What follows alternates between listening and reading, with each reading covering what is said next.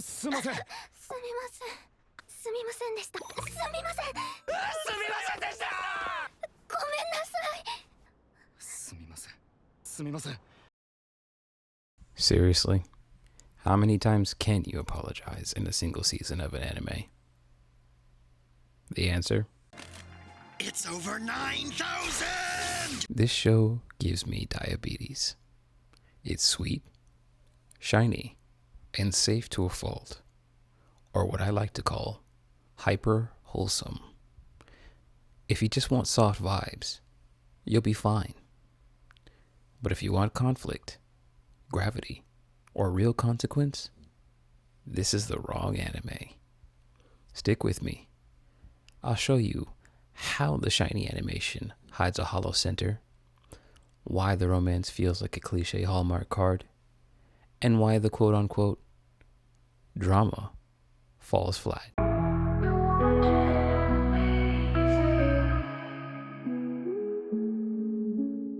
The Fragrant Flower Blooms is 80% hype, with Cloverworks sheen smothering it.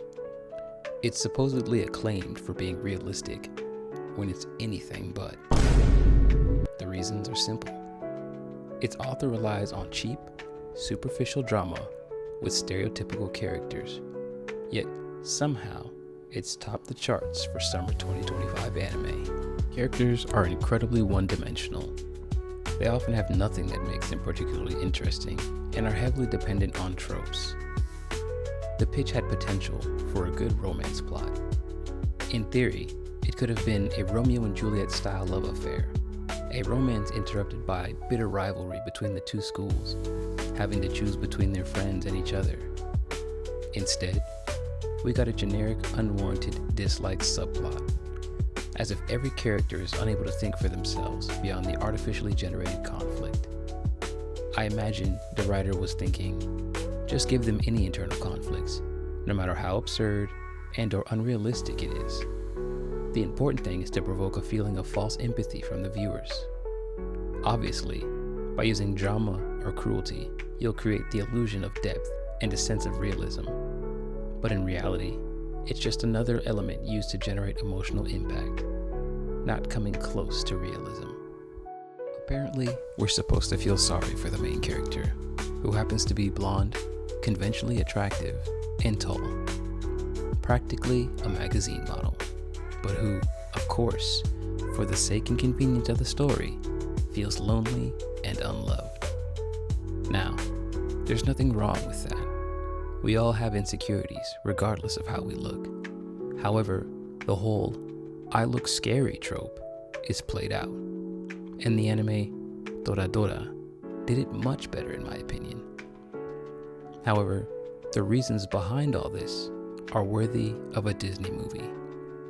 The protagonist is hated and exiled from society because of his appearance. More specifically, because he's intimidating looking. This is defended with the excuse of Japanese cultural norms. But again, it's exaggerated and unrealistic, especially when you consider that he voluntarily dyed his hair blonde. The male protagonist, Rintaro, plays the noble role of a damsel in distress who needs to be rescued. A typical and classic way to attract a female audience. The fact that he lives constantly depressed and pensive makes no sense. He feels lonely, yet he has a great group of friends who care about him and put him first. On top of that, he has an excellent mother who talks to him whenever she can and supports him any way she knows how. So, where do these emotions even come from? Well, it's easy to see the author's intentions with this character. It's just a vague attempt to make us pity him, to create a cheap emotional hook for the viewers. A typical approach for works of this kind, especially in the romance genre. However, this particular example seems incredibly forced. Let's move on to the female protagonist of the story, Waguri, who is, without a doubt, the idealized male stereotype for a romantic partner. She plays the same role as the male lead, Rintaro, only reversed. In this case, designed to hook the male audience. I don't have a problem with that. Again, these are crucial elements to grab attention in the romance genre. However, the series is shameless about it. It doesn't even try to hide its intentions. They're so obvious that it's uncomfortable to watch. The female lead is extremely kind from the start. There's no hint of distrust, and they cover this up with the cheap excuse that she knew Rintaro before, and that's just how she is. However, in every shot, every drawing or setting where this girl appears, she's given the necessary focus to stand out. It's a desperate attempt by the author to make sure you notice her, pay attention to her, adore, and simp over her. There's nothing practical, creative, or innovative about her character, but somehow the author wants us to love her for no reason. In short, she's just generic enough for the viewers to project their ideals onto her, created solely and exclusively to please the viewer. This seems to be an ongoing issue where female characters are becoming blatant, low-effort waifu bait. Do people actually think females like this exist? This series plays the same card over and over, trying to teach you things by generating cheap drama and deepening its characters with shallow emotions that lack real meaning. So, don't expect incredible chemistry or realistic interactions between the two leads. Nothing happens beyond the usual romantic tropes: pointless blushing, obliviousness, and exaggerated expressions. There's no seduction behind their interactions, making their relationship and dialogue feel forced and unnatural. The unrealistic niceness is off-putting and makes the characters seem like robots or artificial intelligence instead of people. If you're looking for top-tier romance, sadly, you'll be disappointed.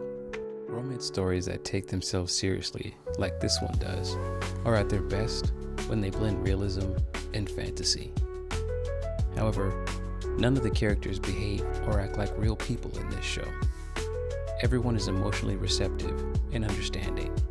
They do not diverge beyond the melodrama mold.